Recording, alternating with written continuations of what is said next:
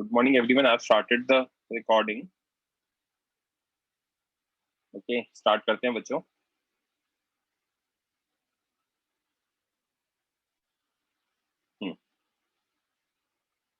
तो हम कहाँ पर थे? यूनिट्स एंड डायमेंशन वाले पार्ट पे थे. मैंने कितने क्वेश्चन दिए थे आप लोगों को? 4 क्वेश्चन दिए थे. ठीक है, तो अभी क्या करते हैं, इन 4 क्वेश्चंस के सॉल्यूशंस मैं आपको भेज देता हूँ. आज टेस्ट के बाद आप लोग देख लेना. आज शाम तक आपको भेज दूंगा ग्रुप पर ही. ठीक है, तो अभी मैं डिस्कस नहीं कर रहा हूँ. एक बार मैं भेज दूं, फिर आप लोग देख लेना और फिर थर्सडे वाले लेक्चर में we'll discuss these. Okay, and we'll be starting with a new chapter today that is laws of motion. इससे स्टार्ट करते हैं बच्चों.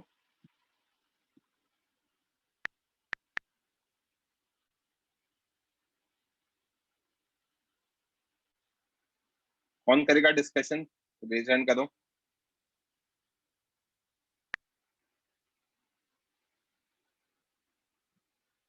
जल्दी बच्चों.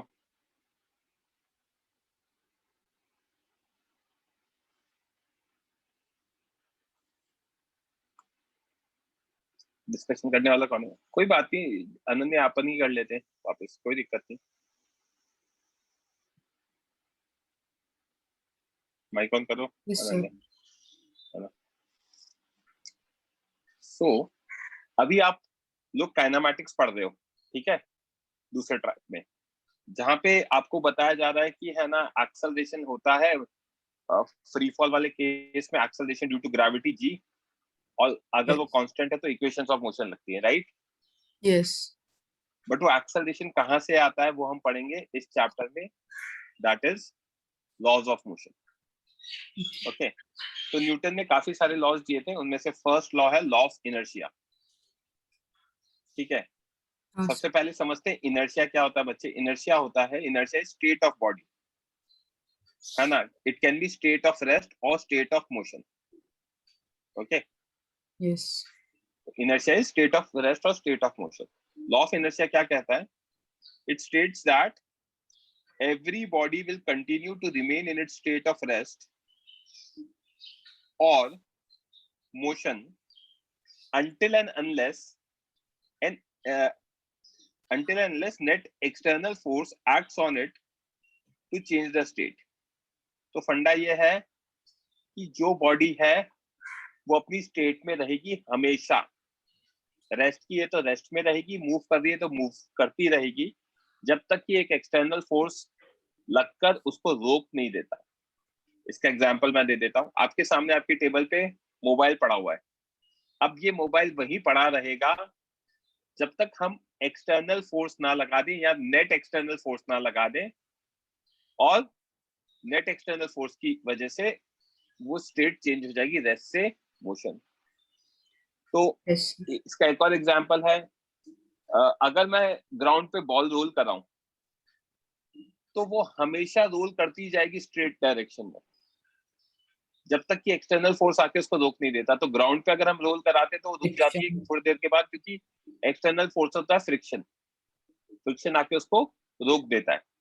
यही चीज अगर आपने मूवीज में देखा हो स्पेस में, तो ग्रेविटी करके एक मूवी आई थी, वहां पे क्या डेब्री क्रिएट हो गई थी स्पेस में फ्रिक्शन नहीं होता. तो अगर कुछ डेब्रीज वगैरह क्रिएट हो जाती है, वो मूव करते हैं, तो वो हमेशा ही मूव करते रहेंगे, ठीक है, जब तक कि एक्सटर्नल फोर्स नहीं लगे और उसकी स्टेट चेंज ना हो. लॉ ऑफ इनर्शिया ये कहता है. समझ में आया बच्चे? Yes sir. Okay, second law पढ़ने के लिए हमें एक क्वांटिटी है मोमेंटम, जिसका आइडिया होना चाहिए. ठीक है, तो मोमेंटम क्या होता है? mv. Moment is product of mass of body and velocity. Okay, denoted by p vector. It's a vector quantity, m into v vector. Mass scalar, तो डेफिनेटली मोमेंटम और वेलोसिटी का डायरेक्शन सेम हो जाएगा. Okay, इसकी ऐसा unit हो जाएगी kg metre पर सेकेंड. ये बेसिक आइडिया दिया है मैंने मोमेंटम का. न्यूटन सेकंड लॉ डिफाइन करता है या स्टेट करता है that rate of change of momentum is proportional to applied force. तो सेकंड लॉ हमें गलत फहमी होती है कि m into a होता है, m into a नहीं होता, rate of change of moment is proportional to applied force ही होता है. F applied is directly proportional to dp by dt. जब भी रेट ऑफ चेंज की बात करते हैं तो रेट का मतलब होता है differentiation with respect to time. Yes.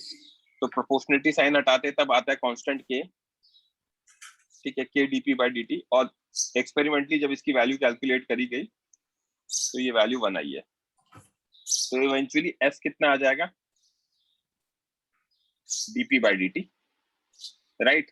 जब बहुत छोटा चेंज होगा, फाइनाइट चेंज होगा, तो delta p by t, that is p final minus p initial by t. Correct. Yes, sir. क्योंकि p हमने देखा m into v होता है, f हो जाएगा आपका dp by dt, that is differentiation of mv by dt. जब m into v का डिफरेंशिएशन करेंगे तो यहाँ पे हमें क्या लगाना पड़ेगा, प्रोडक्ट रूल लगाना पड़ेगा मास और वेलोसिटी के ऊपर डिफरेंशिएट करते टाइम, राइट. Yes, sir. जब प्रोडक्ट रूल लगाएंगे तो m dv by dt plus v dm by dt आएगा, product rule of differentiation, right. Yeah. अब इसमें क्या होता है, dm by dt is rate of change of mass. 99% cases में हमारा मास कांस्टेंट है, हेंस dm by dt क्या हो जाएगा, 0 हो जाएगा. तो अगले 1-2 महीने तक हमारा मास कांस्टेंट रहेगा. तो अगले 2 महीने तक dm by dt वाला फैक्टर तो 0 ले सकते हो, right. But there are cases where mass is varying. कौन से केसेस, आपने देखा होगा रॉकेट हवा में उड़ता है तो वो हवा में उड़ता है फ्यूल के बर्न होने की वजह से, और फ्यूल रॉकेट के अंदर होता है. तो एग्जांपल रॉकेट प्रोपल्शन. तो जैसे जैसे उड़ेगा फ्यूल बर्न होता जाएगा तो उसका मास कम होता जाएगा.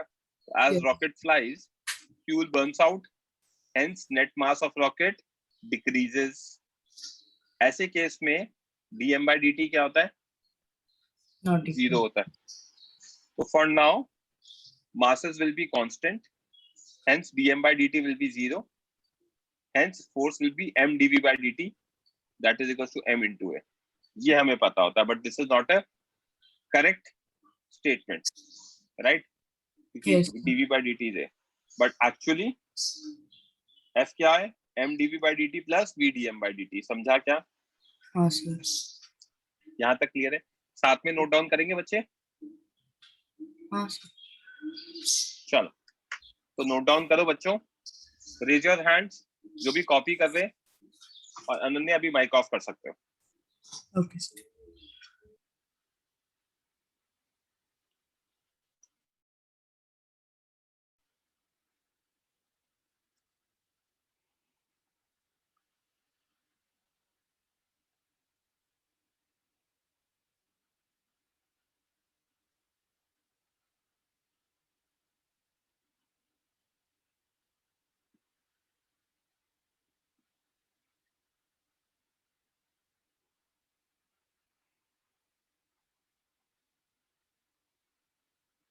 श्रवण, मैंने तो क्या कहते हैं, ये पहला पेज है, लिख लो आप. मैंने आगे पढ़ा दिए 2-3 pages, but this is the first page. जल्दी नोट डाउन कर लो.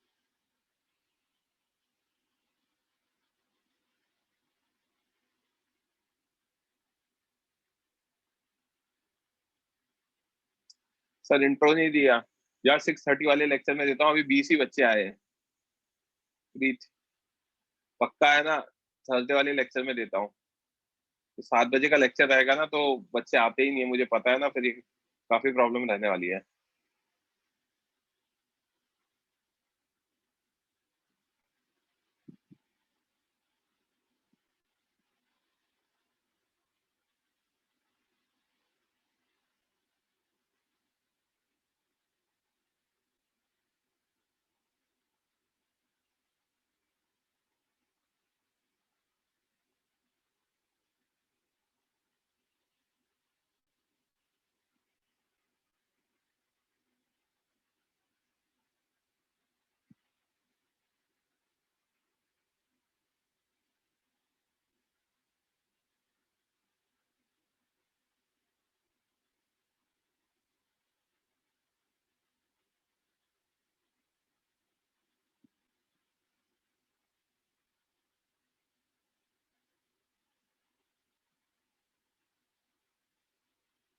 नहीं भी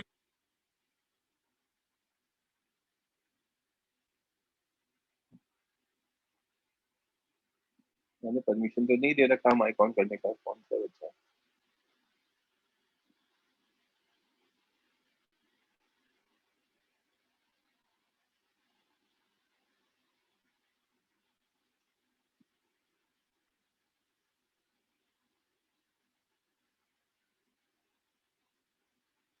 जैसे नोट डाउन हो जाए, please lower your hand so that we can move to the next page.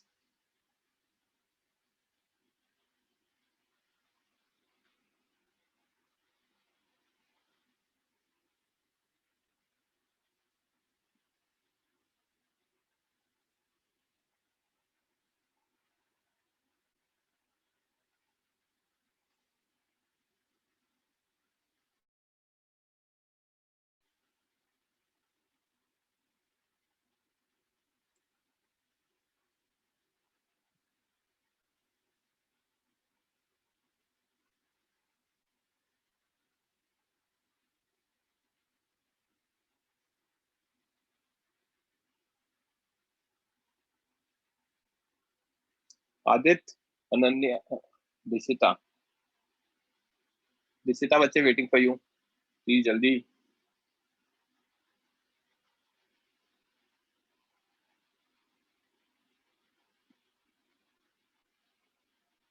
Dishita screenshot ले लो बच्चे। आई गेस कहाँ? पेज 2 के लिए रेज हैंड कर लो बच्चों।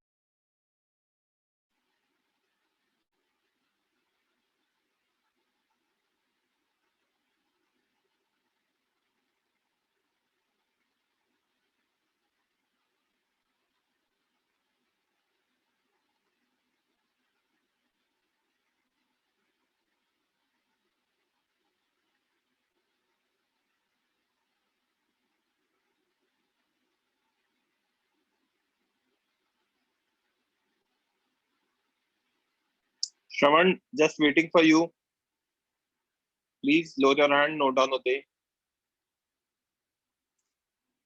नेक्स्ट पेज बच्चों।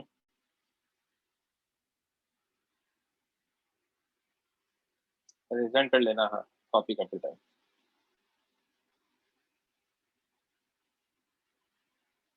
अर्चिता,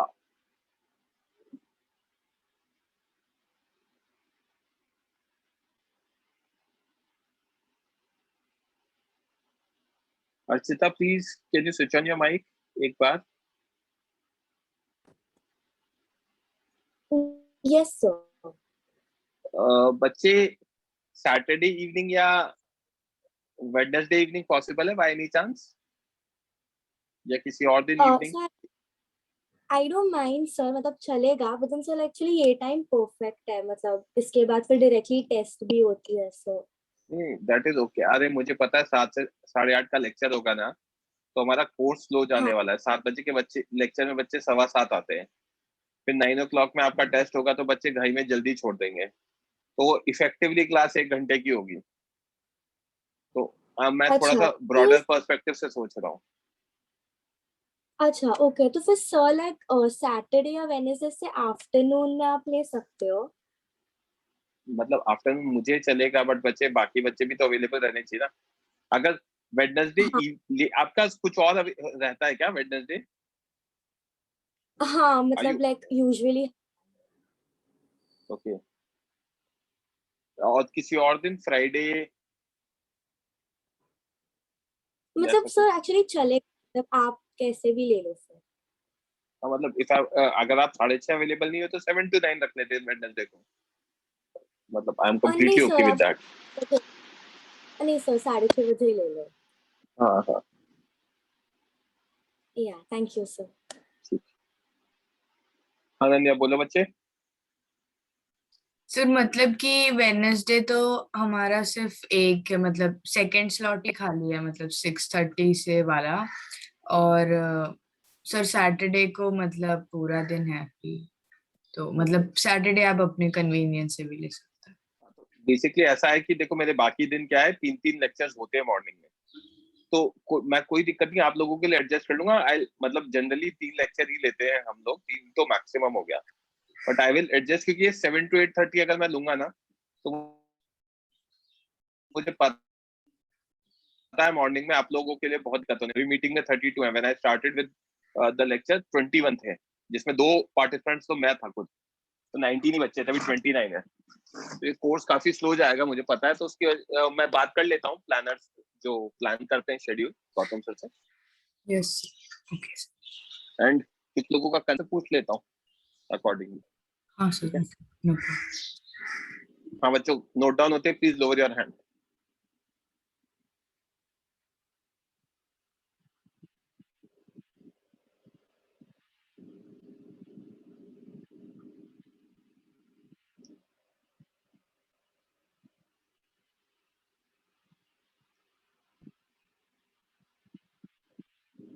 मेरा क्या है, इसके बाद 3 ईयर वाला लेक्चर होता है 10 बजे से, और टेस्ट तो क्या है कि अभी आज है, नेक्स्ट वीक नहीं है, बट आगे रेगुलर होते ही हैं, तो वी शुड हैव अ मतलब रेगुलर टाइम टेबल, तो उसके रिगार्डिंग मैं एक बार डिस्कस करता हूँ and will update you.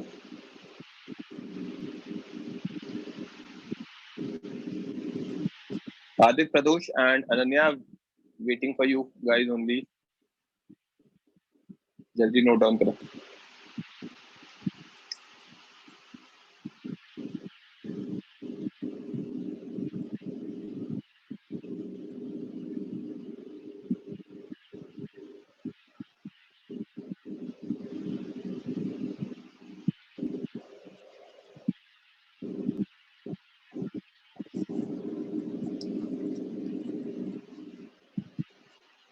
Last page जल्दी कॉपी करो बच्चों।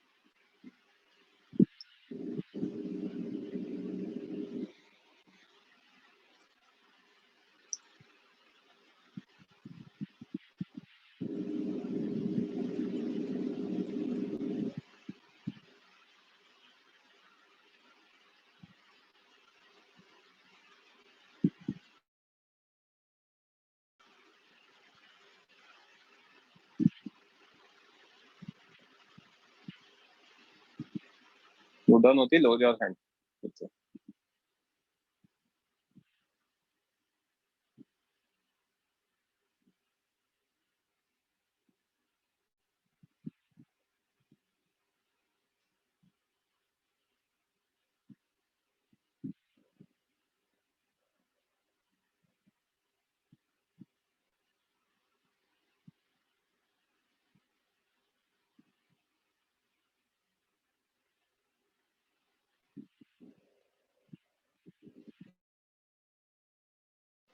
So kinematics खत्म होने वाला, may be you will come in his time. I don't know यार, kinematics खत्म होने वाला है तो वैसे भी आपके 2 ट्रैक स्टार्ट हो जाएंगे दिवाली के बाद, फिजिक्स 1 फिजिक्स 2. सेम चीज मैथ्स में और केमिस्ट्री में भी होगी.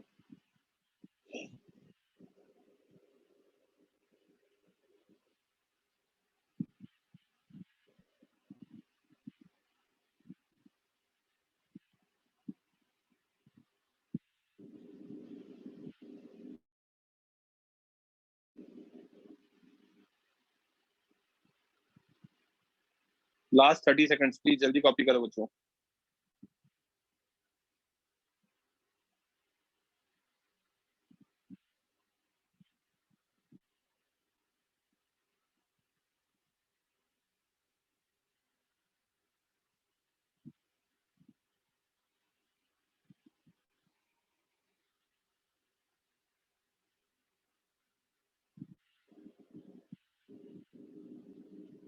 सिद्धार्थ, कोई डाउट है क्या? No sir. हो गया कॉपी? सर थोड़ा बचे. जल्दी करो.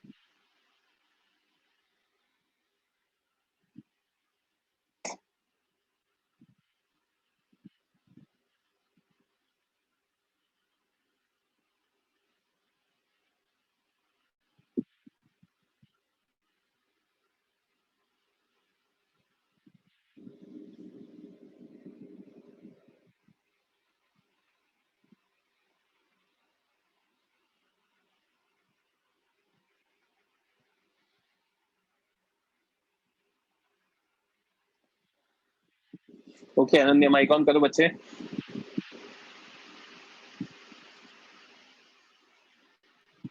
Yes, sir. फाइन. तो चेंज इन मोमेंटम को समझा रहा हूँ एक एग्जांपल से. ये बॉल है मास m की, इसको ग्राउंड पे फेंका, ठीक है. ये वर्टिकल के साथ एंगल थीटा बना रहा है जहां जिस पे फेंका है. और फिर मान लो ये इस तरह से रिफ्लेक्ट हुई वेलोसिटी v1 से, और ये भी वर्टिकल के साथ एंगल थीटा बना रहा है. जिस वेलोसिटी से फेंका था वो v1 थी, जिससे रिफ्लेक्ट बैक हुई है वो भी वेलोसिटी v1 है, रादर स्पीड v1 है, नॉट वेलोसिटी. ठीक है. अब Yes, sir. अगर ग्राउंड नहीं होता तो बॉल ऐसे जाती है आगे. Yes. Ball will continue to move in this direction if ground is not there. इस v1 के अगर हम कंपोनेंट निकालें, ये एंगल 90 माइनस थीटा हो जाएगा, ये थीटा हो जाएगा, तो ये आएगा v1 cos theta uy. I have taken this as y.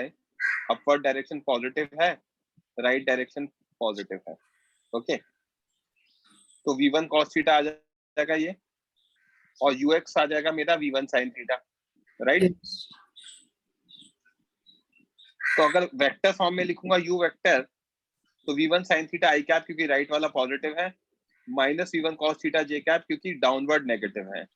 समझा? हाँ सर.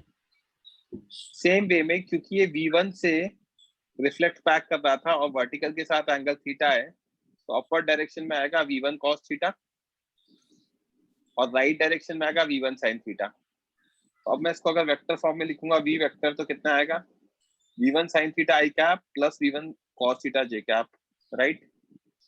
Yes, sir. अब हमने जो पढ़ा है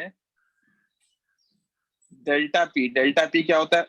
मास कांस्टेंट है, तो delta we is v vector minus u vector. तो Yes. v vector minus u vector दोनों को सब्ट्रैक्ट करूंगा वेक्टर्स को, तो आई वाले तो कैंसिल हो जाएंगे. जे वाले में आएगा 2v1 cos theta j cap, right. तो डेल्टा पी वेक्टर कितना आ गया? 2mv1 cos theta j cap.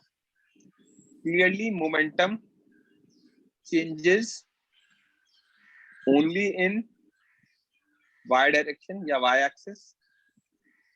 x axis में momentum change नहीं हो रहा, right? Yes, sir. Hence जो external force है वो भी कहाँ लगना चाहिए? केवल और केवल y में लगना चाहिए, क्योंकि हमारा फोर्स था डेल्टा p बाय टी. तो जिधर डेल्टा p चेंज होगा उधर ही लगेगा. और that is the case. Case कैसे? जब ये कोलाइड करती है तो जो ग्राउंड से कॉन्टैक्ट फोर्स लगता है वो परपेंडिकुलर टू ग्राउंड होता है. इसको हम आगे पढ़ेंगे भी सही. This contact force on ball by ground, this force acts perpendicular to ground, hence momentum changes only in y axis, right? और बच्चों को ये डाउट आता है सर dt या डेल्टा t कौन सा टाइम होगा? डेल्टा t टाइम होगा at the time of collision, just before and just after. collision के टाइम पे जब वो कांटेक्ट में आता है ग्राउंड से तो डेल्टा t होगा just before and just after. Okay? Yes, sir. तो फोर्स कितना? 2mv cos theta j cap, that is the delta p by t. This is the time for which ball is in contact. क्योंकि just before just after करेंगे तो जिस time के लिए contact में वो टाइम निकल जाएगा. This time is very very small, right? Delta T को मैं टी ही लिखूंगा, ठीक है? क्योंकि जब भी हम डेल्टा टी की बात करते हैं तो T final minus T initial होता है, और टी इनिशियल हम हमेशा ही जीरो ले सकते हैं, राइट? Yes. किसी बच्चे को डाउट? ओके, माइक ऑफ कर लो बच्चे एंड कॉपी करो.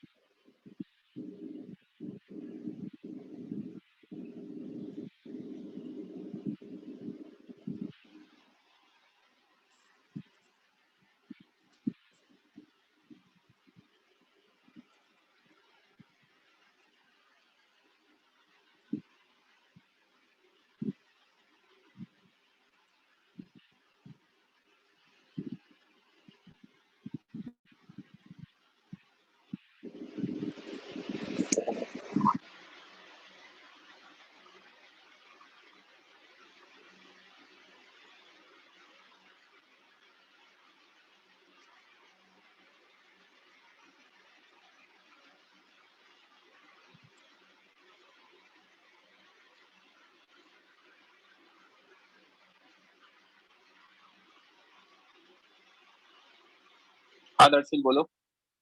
सर यहाँ पे जिस स्पीड से फेंका था वो हिट करने के बाद वही स्पीड से रिटर्न करेगा. गिवन है. अच्छा, गिवन है हर बार. गिवन, गिवन हमेशा. Okay.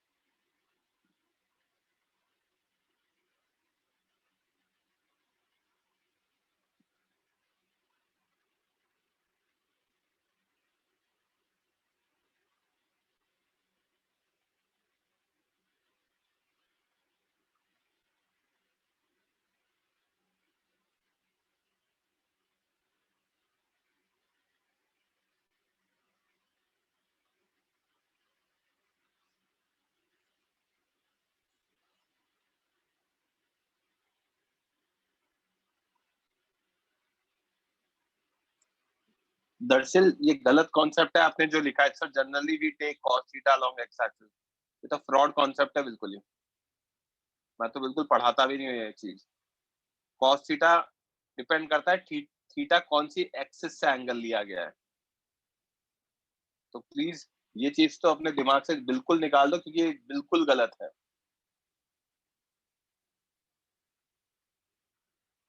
It is always cos component along the axis. Theta क्योंकि y एक्सिस से, तो वहां पे cos थीटा बनेगा, और x एक्सिस से एंगल 90 माइनस थीटा है, दिख रहा होगा आपको। तो वो cos ऑफ 90 माइनस थीटा करते अपने आप sin थीटा बन गया। Darshil, Dishita, Ananya, waiting for you guys only, please जल्दी करो।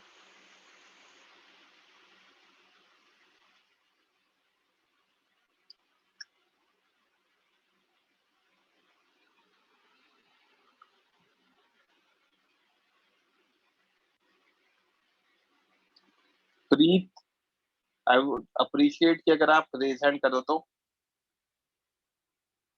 प्रीत, मैसेज लिखने से पहले बच्चों एक रिक्वेस्ट है, रेज हैंड किया करो। आपका मैं माइक ऑन करके एक्सप्लेन कर देता हूँ आपको। नेगेटिव इसलिए आया बच्चे, I have taken upward as positive, ये नीचे लग रहा है इसलिए नेगेटिव आया। यहाँ पे ऊपर लग रहा है इसलिए पॉजिटिव आया, समझा क्या?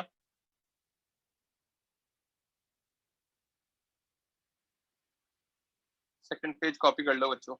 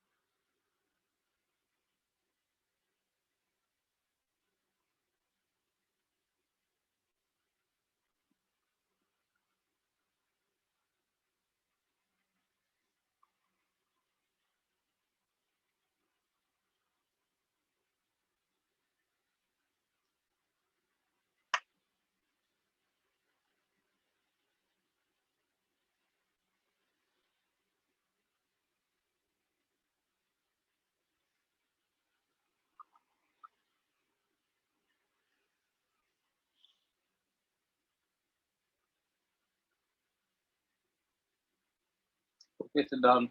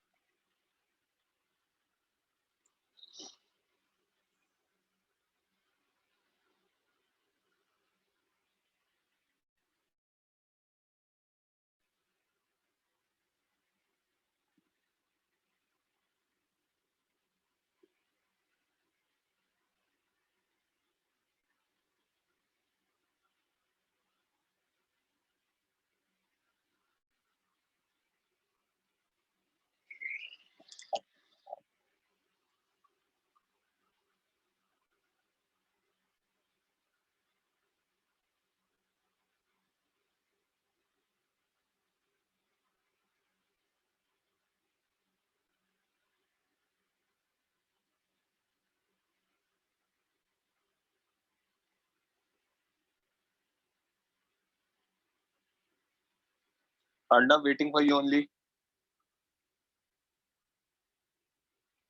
सिद्धांत जल्दी से स्क्रीनशॉट ले लो.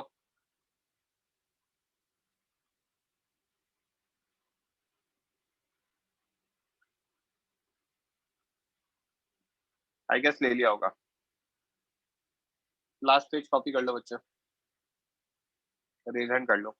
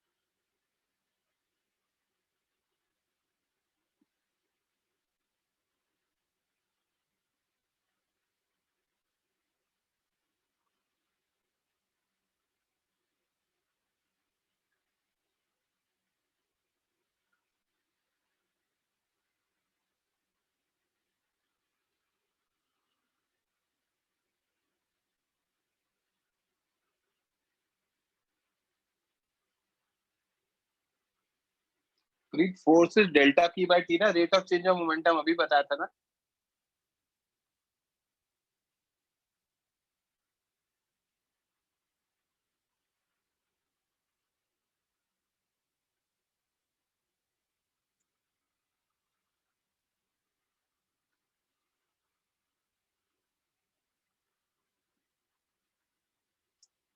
I'm audible to you?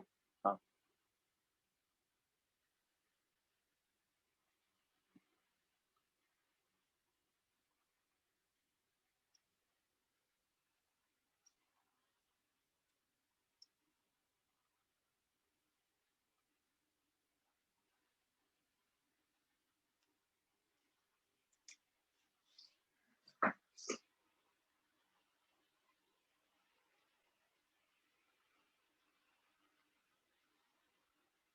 Delta T is basically दरअसल टाइम है. टाइम, किस टाइम में फोर्स लगा. तो फोर्स कब लग रहा है? Just before and just after के बाद. बेसिकली वो टाइम इंटरवल है. तो जिस टाइम के लिए कांटेक्ट में रहेगा वो टाइम इंटरवल है. समझा?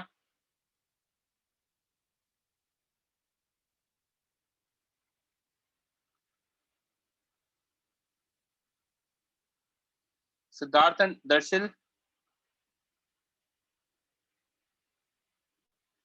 Okay, just wait for a minute बच्चों. ये मेरा पेंसिल वर्क नहीं कर रहा है. मुझे एक बार चेक करना पड़ेगा.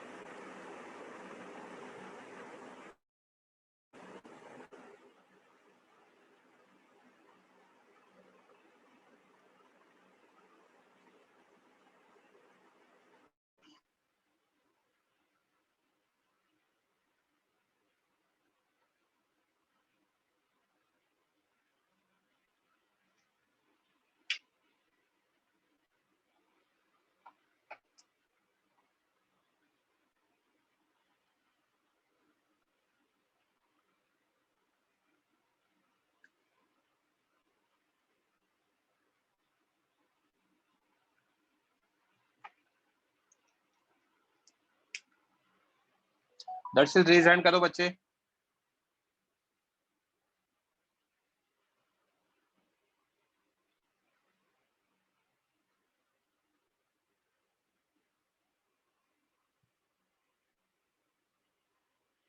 हाँ बच्चे, अब बोलो क्या कह रहे हो आप?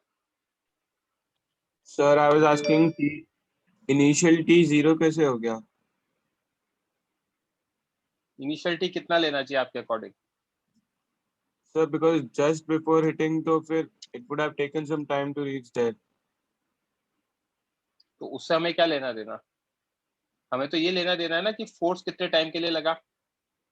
हाँ तो बिफोर एंड आफ्टर के बीच का टाइम इंटरवल लेना है, तो बिफोर वाले को 0 ले लो और ये जो भी टाइम होगा वो इंटरवल आ जाएगा। क्योंकि अच्छा, अगर ऐसे आप फ्रॉम देयर वी आर फेंका स्टार्टिंग। है ओके तो आप तो ऐसे कह सकते हो सर मैं पैदा हुआ था उसके बाद मैं 15 साल बाद मैंने बॉल फेंकी, तो टी इक्वल टू 0 तो जब मैं पैदा हुआ था तब लेना चाहिए, राइट? ओके, सो फ्रॉम समझा? दैट टाइम वी आर ऐसा नहीं होता। टेकिंग फंडा क्या 0। होता है, हमें जिस टाइम पे फोर्स लगा है जितने टाइम के लिए उसकी बात करते हैं। तो कितने टाइम के लिए लगा है, जस्ट बिफोर वाले को 0 ले लो और जस्ट आफ्टर वाले को टी ले लो, okay right? Sir, yes sir. Ananya mic on करो बच्चे। तो अभी जो हमने पढ़ा उसको समराइज कर देते हैं। फोर्स हमारा dp by dt होता है, that's differentiation of mv by dt, it will be m dv by dt plus v dm by dt। Yes अभी जो हम पढ़ेंगे वो स्पेशल केसेस पढ़ेंगे जहां पे मास कांस्टेंट है, तो dm by dt 0 होगा। तो ऐसे केस में फोर्स कितना हो जाएगा, m dv by dt हो जाएगा, जिसको m into a वेक्टर लिख सकते हैं क्योंकि a is dv by dt। अगर x एक्सिस में लिखना है फोर्स तो dpx by dt लिखो, y में लिखना है तो dpy by dt लिखो, और z में लिखना है तो dpz by dt लिखो। समझा? यस सर कर दो नोट डाउन।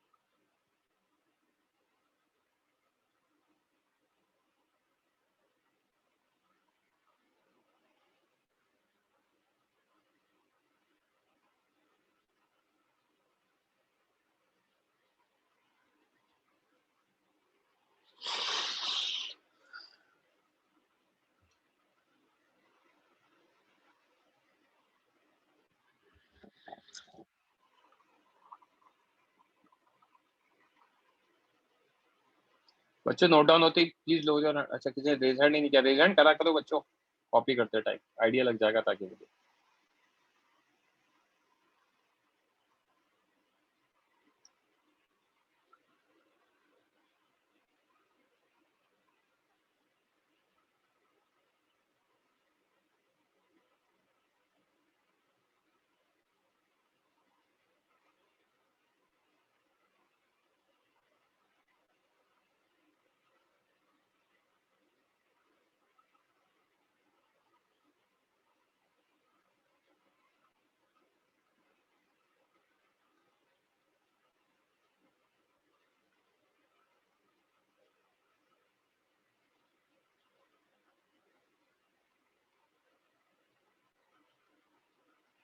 अनन्या हो गया बच्चे? Please reply. Yes sir okay, next आता है न्यूटन्स थर्ड लॉ, जिसको एक्शन रिएक्शन लॉ भी कहते हैं। ये लॉ आप बच्चों को जनरली आधा पता होता है। बच्चे कहते हैं for every action there is an equal and opposite reaction, ठीक है? बट स्टेटमेंट यहाँ कंप्लीट नहीं होता, स्टेटमेंट इसके आगे भी है। And action and reaction forces acts on two different bodies. हर एक्शन का इक्वल और ऑपोजिट रिएक्शन होगा ही होगा, और जो एक्शन रिएक्शन फोर्सेस है वो अलग अलग बॉडीज पे लगता है। इसका बहुत ही बेसिक सा सिंपल सा एग्जांपल है। कभी आपने दीवार पे हाथ मारा है जोर से, यस सर या लग गया होगा गलती से? तो जब हम दीवार पे जोर से हाथ मारते हैं तो हमारे हाथ में दर्द हो जाता है, हाँ सर जबकि मैंने मारा तो दीवार को था। तो हमने दीवार को मारा था बट दर्द हमें भी हो रहा है, उसका रीजन यही है कि हमने जिस फोर्स से दीवार पे मारा था उतने ही फोर्स से दीवार ने हम पे रिएक्शन दे दिया। तो आपने एक्शन किया था तो दीवार ने रिएक्शन आपके ऊपर कर दिया, इक्वल एंड अपोजिट। इस वजह से आपको दर्द होता है। समझ में आई क्या बात? Yes sir. करो नोट डाउन बच्चों।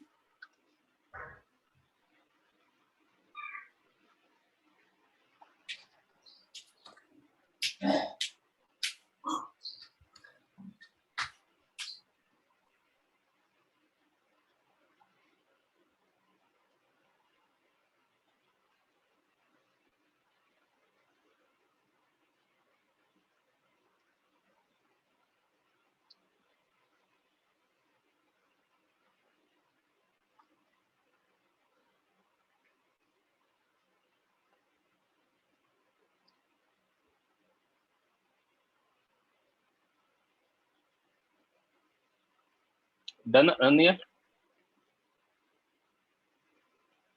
Yes sir done. ओके, आपके सामने एक क्वेश्चन है, सॉल्व करो बच्चों। रेज हैंड कर लो जब तक आप सॉल्व करते हो।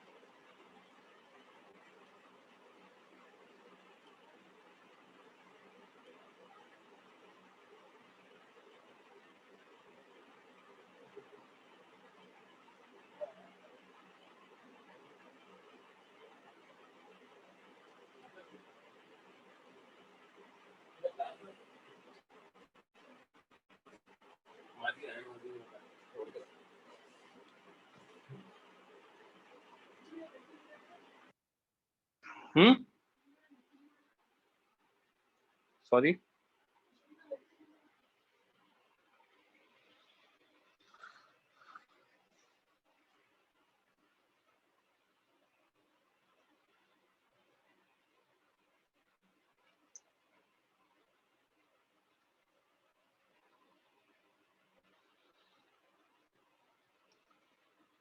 लास्ट 30 सेकंड्स बच्चों, फिर करेंगे discuss.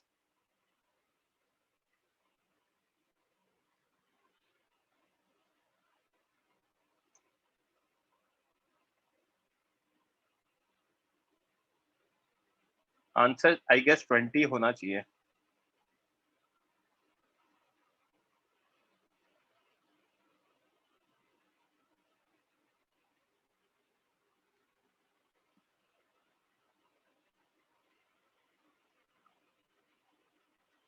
Rishita please lower your hand, discuss करते हैं। हाँ अनन्या,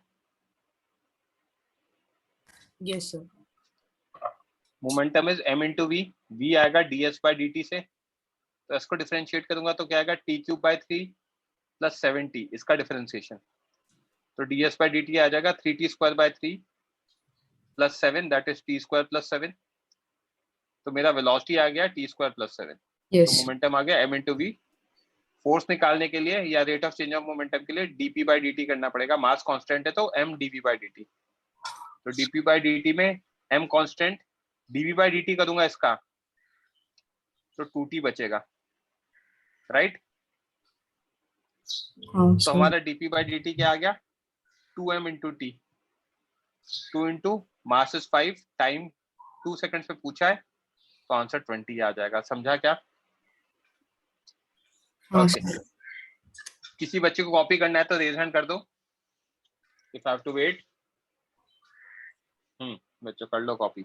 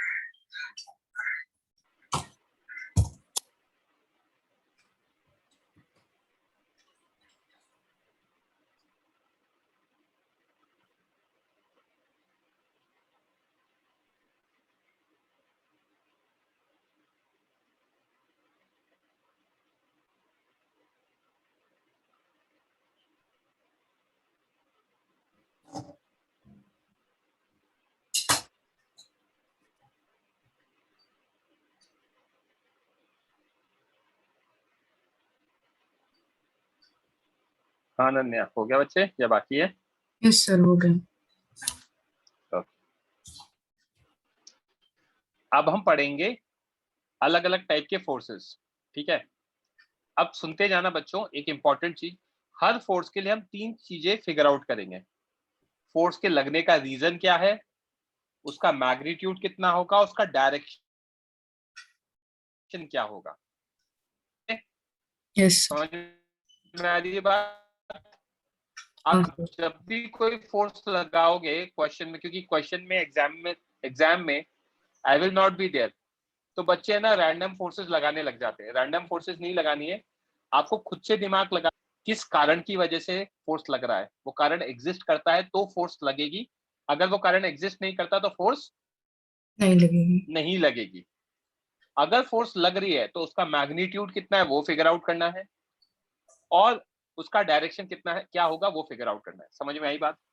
हाँ सर तो पहला जो फोर्स हम पढ़ेंगे, जो आप काइनेमैटिक्स में यूज करते हो, जिसका रिजल्ट वो है gravitational force, denoted by Fg। Gravitational force का रीजन है अर्थ का gravitational attraction, it exist due to gravitational attraction of earth.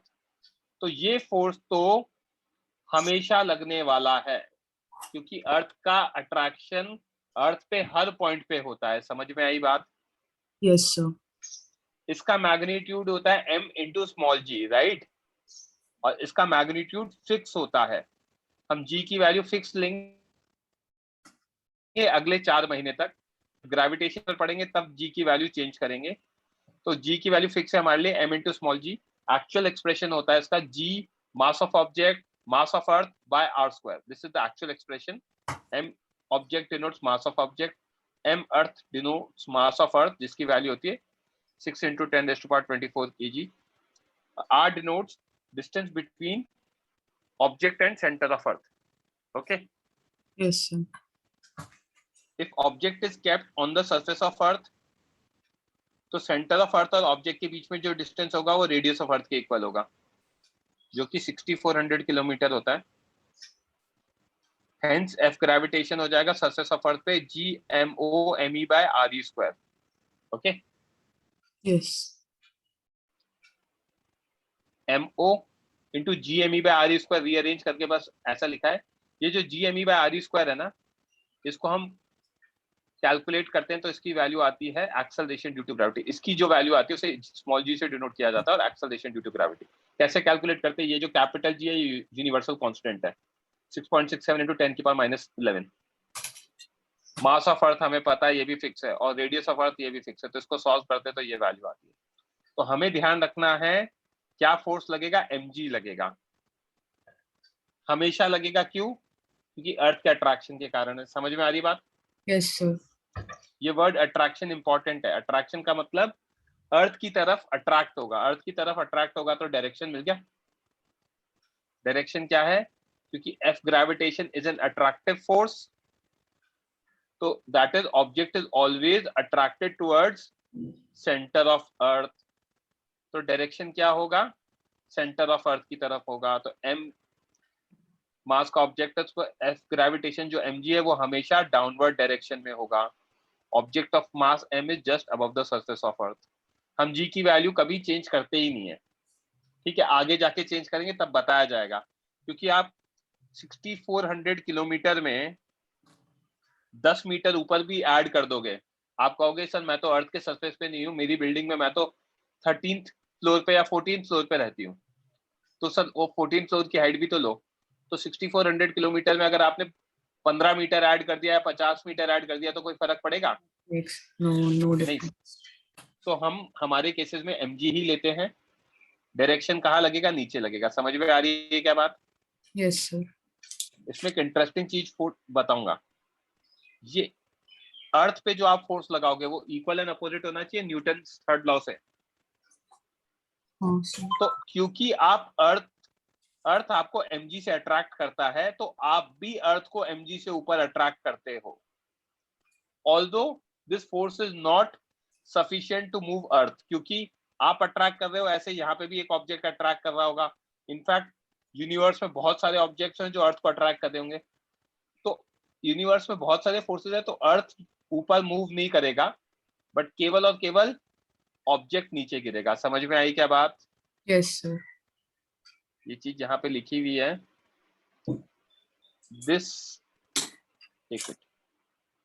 this is force on earth by object. This is basically reaction on earth. Okay, action is always equal to reaction, and direction opposite also. Directions opposite also. Direction क्या होगा? हमेशा opposite होगा। हाँ sir. इसका मैं colour change कर देता हूँ।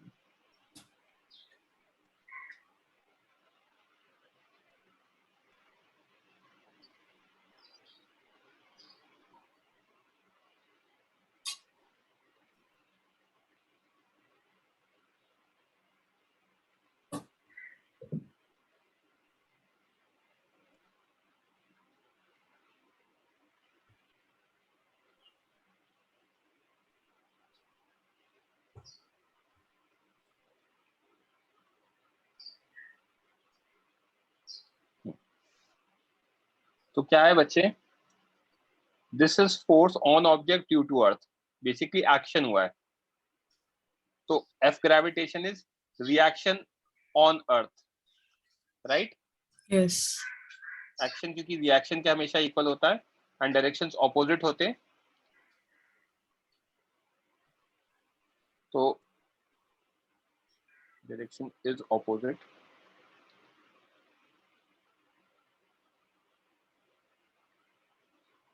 Direction opposite, right? Also they are acting on different bodies. समझ में आई क्या बात? हाँ सर। ठीक है, तो पहला फोर्स हमारा क्या है? ग्रेविटेशनल फोर्स है। सिंपल रखेंगे, ग्रेविटेशनल फोर्स में ग्रेविटेशनल फोर्स क्यों लगता है? अर्थ की वजह से लगता है, तो हमेशा लगेगा अर्थ की ग्रेविटेशनल अट्रैक्शन। दूसरा पॉइंट, मैग्नीट्यूड कितना होता है? mg होता है। एक्चुअल मैग्नीट्यूड मैंने बता दिया for sake of your information, but हमें क्या ध्यान रखना है? mg, mass of object multiplied by acceleration due to gravity. तीसरा पॉइंट, डायरेक्शन किधर होगा? Towards the centre of earth होगा, right? Yes sir. Okay, we are concerned about object. हम तो ऑब्जेक्ट का एफबीडी बनाते हैं। एफबीडी मतलब फ्री बॉडी डायग्राम, जब हम ऑब्जेक्ट का मोशन देखना चाहते हैं, सिंपल रखूं तो अगर ऑब्जेक्ट का मोशन देखना चाहते हैं तो इसीलिए हम ऑब्जेक्ट का ही फिगर बनाएंगे, okay.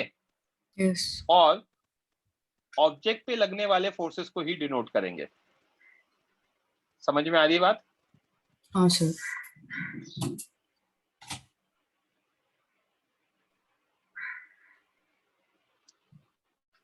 As we don't draw figure of earth, hence mg on earth is not shown in figure generally show नहीं करते।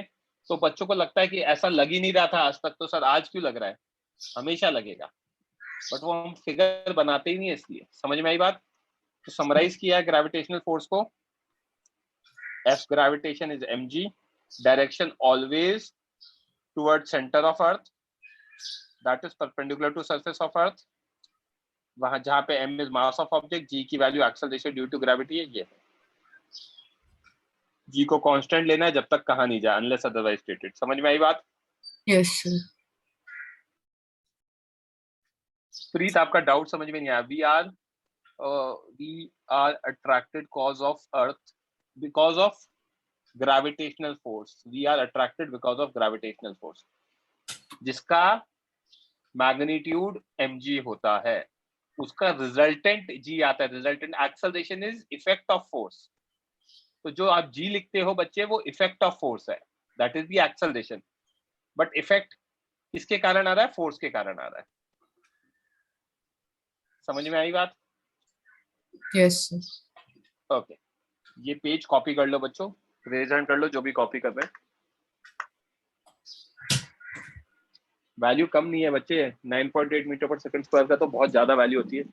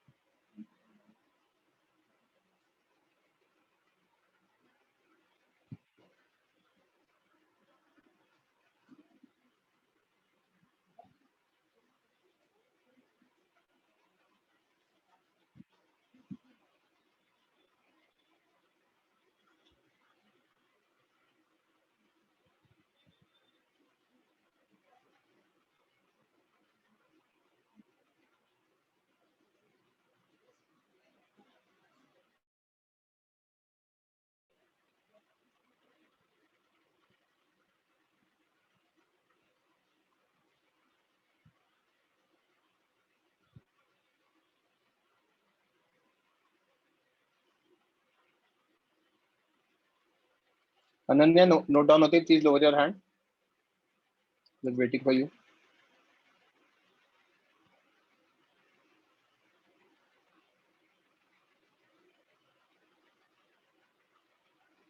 नोट डाउन करो बच्चों।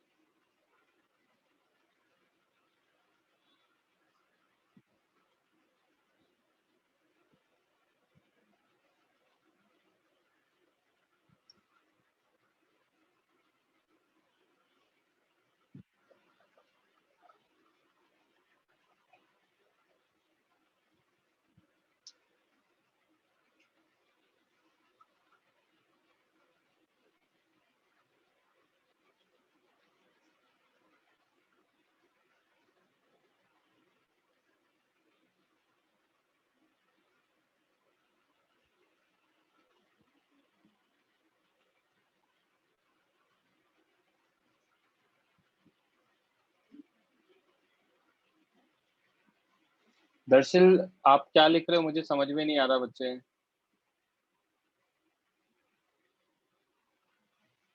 हाँ बोलो बच्चे। सर वो जो यूनिवर्सल कांस्टेंट का यूनिट दिया है वो क्या है? न्यूटन मीटर स्क्वायर पर केजी स्क्वायर। न्यूटन वो मीटर स्क्वायर। बीच में हाइफन इसलिए लगा दे ताकि आपको आइडिया लगे कि न्यूटन अलग है, वो मीटर स्क्वायर अलग है। ओके। Okay okay. और यार, यूनिट्स एंड डायमेंशन मैंने पढ़ा दिया, तो अब आपको यूनिट तो आनी चाहिए ना निकालना। ये देखो ना इधर, ये मास कितना है दर्शिल? ये मास है, यस ये सर। भी मास है। ये मीटर स्क्वायर होगा, ये न्यूटन होगा। यस। तो ये उधर जाएगा तो न्यूटन मीटर स्क्वायर पर केजी स्क्वायर आ जाएगा डिनोमिनेटर में। Yes sir. Yes. Aditya Pradosh, waiting for you only.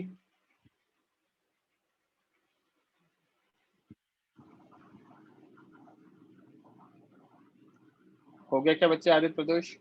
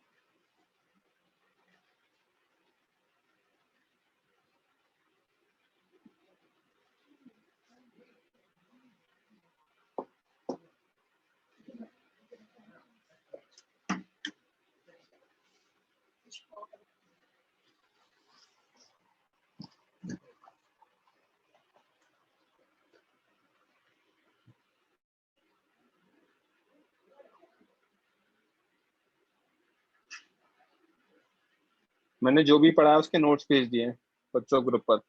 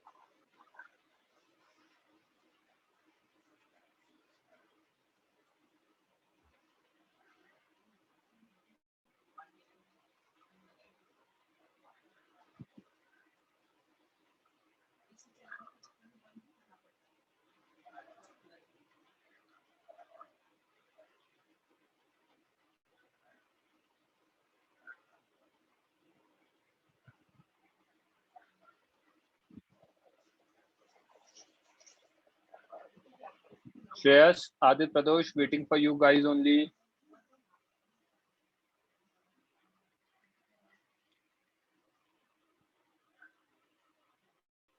वैसे बच्चों आप लोग जिनका हो गया वो लीव कर सकते हैं क्योंकि मैंने ग्रुप पे भेज दिए नोट्स, तो वहां से कॉपी करके बैठना। बाय एंड ऑफ टुडे मैं आप लोगों को वो भी भेज दूंगा, सॉल्यूशंस 4 क्वेश्चंस के। थर्सडे को हम डिस्कशन भी कर लेंगे उसका। ओके, जो कॉपी करना चाहें कर सकते हैं, नहीं तो आप नोट से कर लेना कॉपी।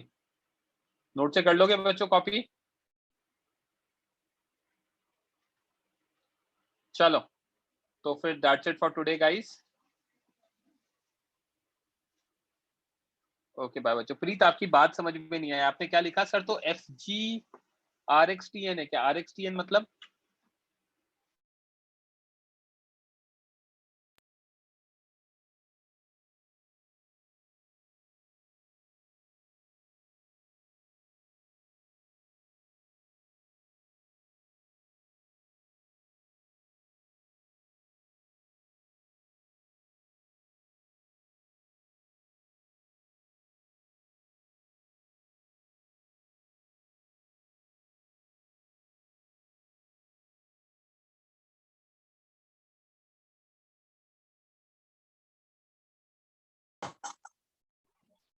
प्रीत अभी आवाज आ रही है?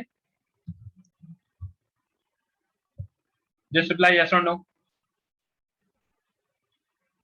हाँ, मैं ये कह रहा हूं, आप कह सकते हो mg एक्शन है तो जो अर्थ पे लगा वो फोर्स रिएक्शन है, या आप उल्टा भी कह सकते हो कि आपने अर्थ पे Fg जो लगाया वो एक्शन हो गया तो mg रिएक्शन हो गया। बात एक ही है, आप दोनों में से किसी को, एक को एक्शन तो दूसरे को रिएक्शन कहते हो। ये बात समझ में आई क्या? ओके, तो दैट्स इट फॉर। हाँ बोलो प्रीत। Fg फील नहीं होता? कैसे फील नहीं होता बच्चे? आप जब हवा में कूदते हो तो नीचे गिरते हो ना, अर्थ को फील नहीं होता। अर्थ पे तो बहुत सारे फोर्सेस लगते हैं ना बच्चे। मैंने पहले भी बताया कि अर्थ पे आप इकलौते थोड़ी हो जो mg लगा रहे हो, इसके एग्जैक्टली वर्टिकली ऑपोजिट नीचे भी ऑब्जेक्ट होंगे। अर्थ तो गोल है, वहां पे भी फोर्सेस लग रहे होंगे, और भी यूनिवर्स में ऑब्जेक्ट्स हैं जो फोर्स लगा रहे होंगे, तो उसका नेट इफेक्ट 0 रहता है अर्थ पे। तो ओके, समझ में आ गया? तो ठीक है, चलो बाय बच्चों।